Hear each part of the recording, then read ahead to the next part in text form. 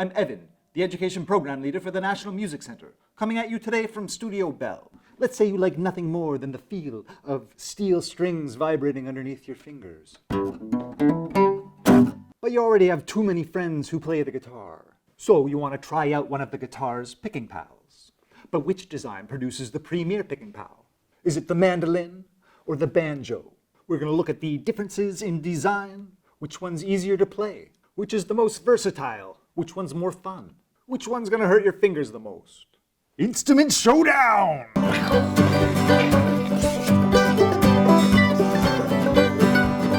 Mando v banjo, let's go! Let's start by comparing all three of these instruments. And looking at the top, they're all quite similar. There is a headstock with tuning pegs attached, though each one has a different number of strings. Looking at the necks, the similarities continue. All of these instruments have frets, though we'll notice this banjo has a rogue tuning peg halfway down the neck. I should also mention we're looking at a 5-string banjo today. All three of these instruments have some kind of bridge attaching the strings to the body. But it's when we look at these bodies that the differences really start to stand out.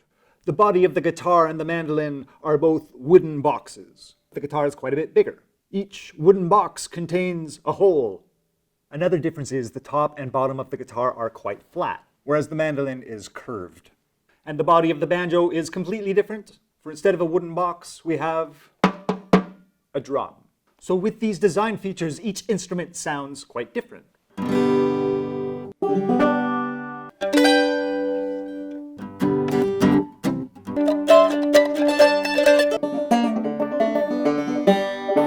The mandolin is the smallest of the three instruments.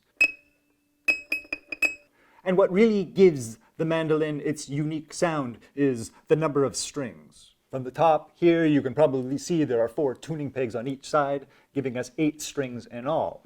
But how many notes do you hear? So we have 8 strings playing 4 different notes. When you look really closely at the strings, you can see they're actually organized in pairs. So when I play this note, you're actually hearing 2 strings vibrating together in a perfect unison. Having the strings doubled gives it a much fuller sound. It also makes it tricky to tune, because if they're not perfectly in unison,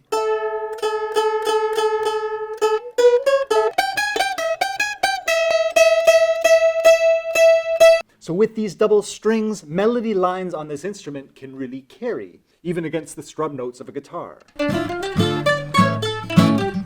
The other thing that the doubled strings allow you to do is strum very fast back and forth and create something called a tremolo effect.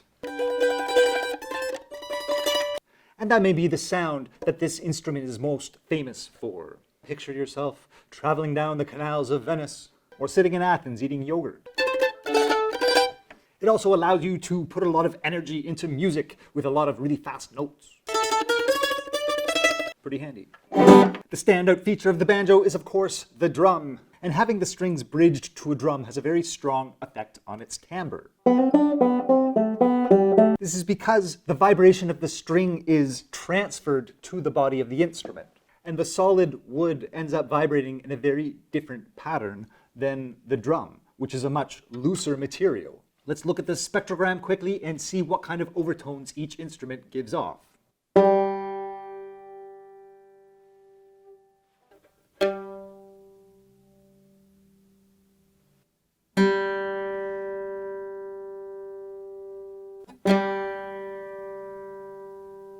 They have the same number of overtones. It's really how loud or present the overtones are and how long they stick around for. For more information on how the spectrogram works, I'll put some links in the description. A major thing that sets these instruments apart and changes how you will approach them is the tuning. The strings of the banjo are tuned to a G chord, or what we call an open tuning. Even without this hand touching any of the strings on the neck, it's playing a major chord.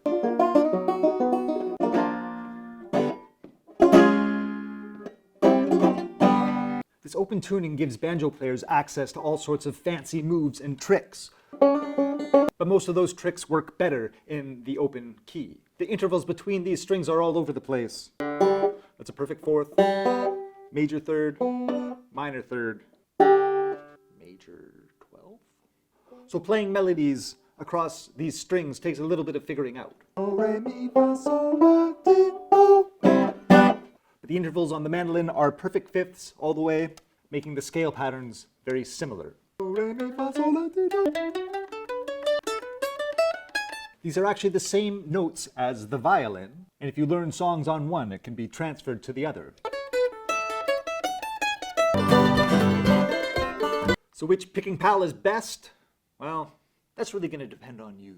If you want a compact design, an instrument that's great for chords, melodies, and some cool effects, then perhaps the mandolin is the instrument for you. Warning, tuning this instrument is hard and it will leave your fingertips quite sore. If you want a more unique sound, if you love practicing picking patterns to get super fast notes, let me introduce you to the instrument of your dreams, the banjo. But be ready for strange intervals between the strings, and I hope you like the key of G.